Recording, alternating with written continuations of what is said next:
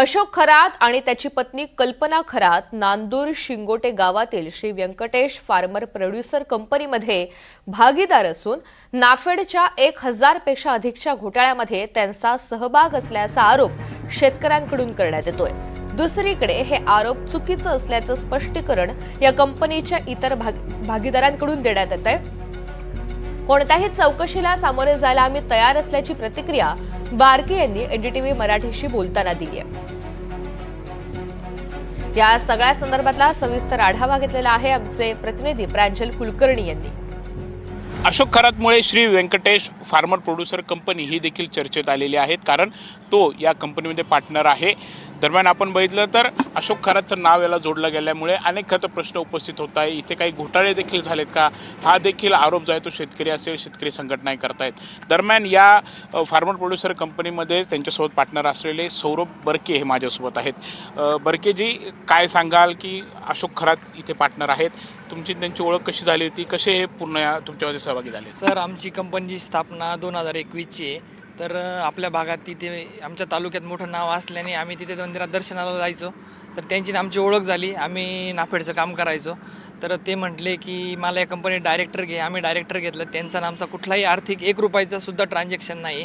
आणि अशोक खरात आणि कल्पना खरात यांनी 2/2/2026ला आमच्या कंपनीचा राजीनामा पण दिलेला आहे आणि डायरेक्ट शेतकऱ्यांना डीबीटीद्वारे पेमेंट होतं। त्यामुळे घोटाळ्याचा काही प्रश्नच येत नाही आणि जी काही रिकव्हरी आहे ती आम्ही नाफेडला वगैरे दिलेली आहे सर्व। त्यामुळे जी आमची कंपनीची बदनामी चालू आहे, प्लीज ती आमची कंपनीची बदनामी थांबली पाहिजे आणि घोटाळा वगैरे काही झालेला नाही। आम्ही मागील 3 ते 4 वर्षापासून काम करतोय। अशोक खरातचं आमचं कोणतंही काही संबंध नाही, आर्थिक संबंध नाही। ते एक डायरेक्टर होते। आमची कंपनी सभासद कंपनी आहे, ती पूर्ण ऑडिटेड आहे। 4 वर्ष आमच्या कंपनीला झाली। कंपनी ऑडिटेड कंपनी आहे, तिचे ऑडिट सगळे झालेले आहे। सर्व आम्ही चौकशीला सामोरं जायला तयार आहे।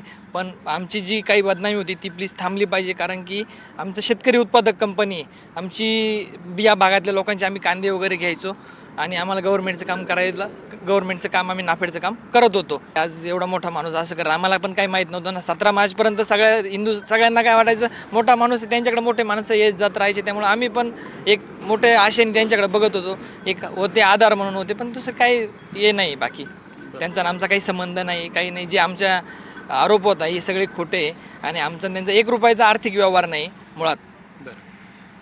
आपण बघत आहोत खरं तर कुठेतरी म्हणजे अशोक खरात यांनी त्यांना सांगितलं होतं की मला डायरेक्टर करा, मला जर तू डायरेक्टर केलं तर कंपनीचा फायदा येईल असं त्यांनी म्हटलेलं होतं। मात्र कोणता फायदाही झाला नाही, उलट ते लॉसमध्येच गेलेले आहेत आणि ज्या कंपनीवरती आरोप होत आहेत त्यामध्ये कोणतेही तथ्य नाही आहेत। कोणती चौकशी जरी झाली तरी आम्ही त्याला तयार आहोत, अशी देखील प्रतिक्रिया बर्के यांनी दिली आहे। कॅमेरामॅन के. प्रांजल कुलकर्णी, एनडीटीव्ही मराठी, सिन्नर।